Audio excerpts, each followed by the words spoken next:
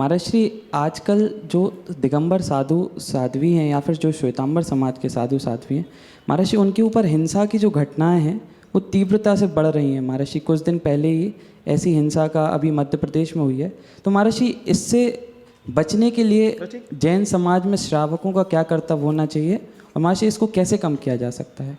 बहुत ज्वलंत और गंभीर प्रश्न है। इस प्रश्न को पूरी दुनिया को बहुत ध्यान से सुनना चाहिए। मैं जब 3-4 साल पहले छत्तीसगढ़ प्रवास में था, मैंने इस बात को देखा कि श्वेतांबर बंधु अपने जो भी साधु समुदाय आता है उसको अपने गांव के बाहर तक छोड़ करके वापस लौट जाते हैं। श्वेतांबर बंधु अपने साधुओं के प्रति मतलब इतनी अवेयरनेस तो होना चाहिए। मैंने इस दिगंबर जैन शासन में ये बहुत अच्छी चीज़ देखी कि दिगंबर का गुरु रोड में निकला है तो 5 श्रावक उसके आगे पीछे जरूर होगा। मुनिराज को कुछ हो ना जाए। मुनिराज भले अपने आप में सक्षम है, लेकिन फिर भी 4-5 लोग साथ में रहते हैं। लेकिन श्वेतांबर संप्रदाय में तो गांव से बाहर जाने के बाद कई बार मैं कह रहा हूँ, सबके साथ नहीं कह रहा हूँ, कई बार ऐसा देखने में आया कि बाप जी पुनः पधारिएगा, ऐसा कह करके जब वो लौट जाते हैं तो अकेले में उनको रोड में स्ट्रगल करना पड़ता है। अगर अकेले में रोड में स्ट्रगल करते हैं और कुछ कैजुअलिटी होती है तो इसका पूरा का पूरा दारोमदार पूरे के पूरे श्री संघ के ऊपर आता है। जिस श्री संघ से वो वहाँ से निकले हैं और जिस श्री संघ तक पहुँचना चाह रहे हैं, उन दोनों श्री संघों की बहुत बड़ी गहरी जवाबदारी होती है। वो प्रायश्चित के भागीदार होते हैं कि हमारे रहते हुए हमारे गुरु के ऊपर इतनी बड़ी चोट लग गई। अब आप सोचिएगा, अगर जिन साधुओं के साथ अभी श्वेतांबर साधुओं के साथ ये घटना घटी है, अगर उनके साथ 2-4 लड़के भी रात्रि विश्राम के लिए होते तो निश्चित रूप से उनके साथ ये घटनाएं नहीं घटती। तो मैं इस बात के लिए पूरी दुनिया के, देश के पूरे भी साधु समुदाय के साथ जुड़े हुए श्रावक वर्गों से कहूँगा कि आप अपने गुरुओं का निर्दोष निरंतराय विहार कराने के लिए साथ में चलिए, सुरक्षा देते हुए चलिए, क्योंकि वो पद विहार करते हैं।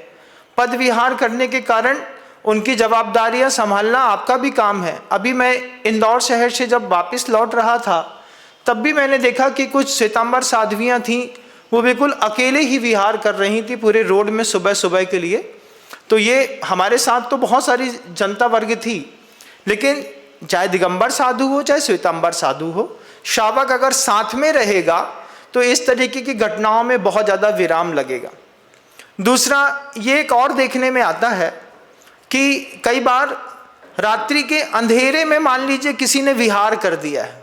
वैसे तो दिगंबर जैन शासन का मूलाचार ये कहता है कि जब तक रोशनी पूरी निकल ना आए और आपको आपके हाथ की हथेली सूर्य के प्रकाश में दिखने ना लगे, लकीरें दिखने ना लगे, तब तक किसी संत को रास्ते पे विहार नहीं करना चाहिए।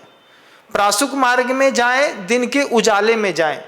लेकिन अगर अंधेरे में, कई बार ऐसा होता है, 1-2 जगह मैंने पूछा तो उन्होंने कहा कि महाराज श्री, रात में जैसे मान लीजिए थोड़े गहरे अंधेरे में कोई साधु संग निकल गया तो ट्रक वाले पीछे से जब उनका सफ़ेद वस्त्र इत्यादि देखते हैं तो वो कुछ भयाक्रांत हो जाते हैं। उनको लगता है कि जैसे कोई भूत है या कोई बात है, तो उसके कारण भी कई बार वो चला करके भूत समझ करके उनके ऊपर गाड़ी चढ़ा देते हैं।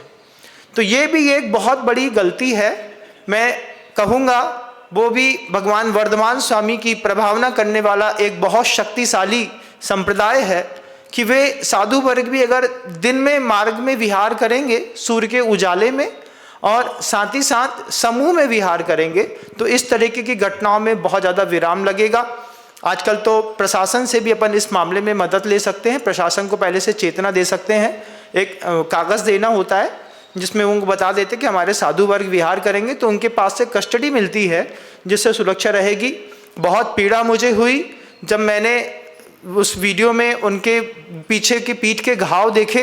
अब सोचिए, जो निर्दोष चर्या का पालन करने वाले अच्छे साधु भगवंत हैं, उनके ऊपर आतताइयों ने इस तरीके का मारा और कितनी पीड़ा में फिर उन्होंने अपना प्रतिक्रमण, अपना सामायिक, फिर अपना दूसरे कर्तव्य किए होंगे। इसलिए पूरे देश को इस तरह में अलग उखाड़नी चाहिए। मैं पिछले 5-7 सालों से बहुत ज़्यादा इस चीज़ को देख रहा हूँ